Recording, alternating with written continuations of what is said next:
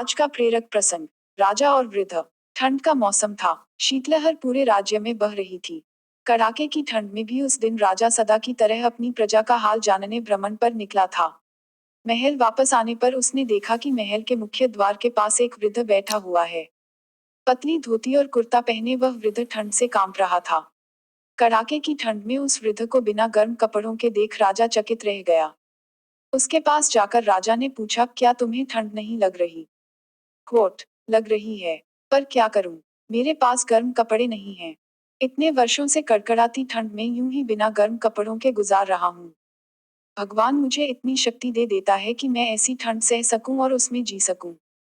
वृद्ध ने उत्तर दिया। राजा को वृद्ध पर दया आ गई। उसने उससे कहा, तुम यहीं रुको। मैं अंदर जाकर तुम्हारे लिए गर्म कपड़े भिजवाता हूँ। वृद्ध प्रसन्न हो गया। उसने राजा को कोटि कोटि धन्यवाद दिया। वृद्ध को आश्वासन देकर राजा महल के भीतर चला गया। किंतु महल के भीतर जाकर वह अन्य कार्यों में व्यस्त हो गया और वृद्ध के लिए गर्म कपड़े भिजवाना भूल गया। अगली सुबह एक सिपाही ने आकर राजा को सूचना दी कि महल के बाहर एक वृद्ध मृत पड़ा है। उसके मृत शरीर के पास जमीन पर एक संदेश लिखा हुआ है, जो वृद्ध ने अपनी मृत्यु के पूर्व लिखा था।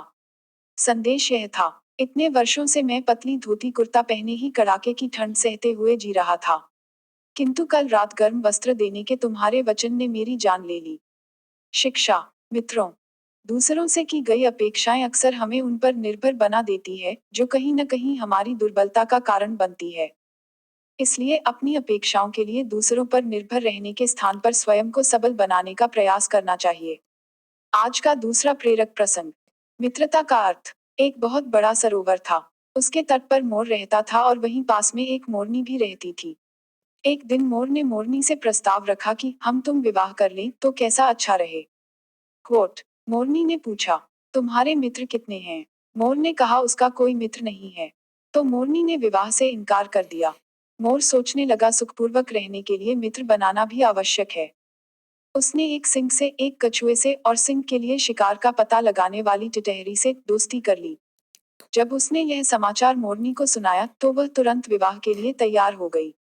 पेड़ पर घोंसला बनाया और उसमें अंडे दिए और भी कितने ही पक्षी उस पेड़ पर रहते थे। एक दिन शिकारी आए। दिन भर कहीं शिकार न मिला तो वे उसी पेड़ की छाया में ठहर गए और सोचने लगे, पेड़ पर चढ़कर अंडे बच्चों से भूख बुझाई जाए। मोर दंपत्ति को भारी चिंता हुई। मोर मित्रों के पास सहायता के लिए दौड़ा। बस फिर क्या था, टिटहरी ने जोर जोर से चिल्लाना शुरू किया। सिंह समझ गया कोई शिकार है। वह उसी पेड़ के नीचे चला गया जहां शिकारी बैठे थे। इतने में कछुआ भी पानी से निकलकर बाहर आ गया। सिंह से डरकर भागते हुए शिकारियों ने कछुए को ले चलने की बात सोची। जैसे ही हाथ बढ़ाया, कछुआ पानी में खिसक गया। शिकारियों के पैर दलदल में फंस गए। इतने में सिंह आ पहुंचा और उन्हें ठिकाने लगा दिया। मोरनी ने कहा, मैंने विवाह से पूर्व मित्रों की संख्या पूछी थी, सो बात काम की निकली न। यदि मित्र न होते तो आज हम सबकी खैर न थी। शिक्षा। मित्रता सभी रिश्तों में अनोखा और आदर्श रिश्ता होता है। परिवार और मित्र किसी भी व्यक्ति की अनमोल पूंजी होते हैं। उम्मीद करती हूँ कि आपको यह वीडियो अच्छा लगा होगा। प्लीज मेरे चैनल को सब्सक्राइब करें ताकि मैं आपके लिए ऐसे ही शानदार वीडियो और लेकर आऊं। आप मेरे वीडियो को लाइक और शेयर भी कर सकते हैं जिससे मुझे हौसला मिले। धन्यवाद। सदैव प्रसन्न रहिए।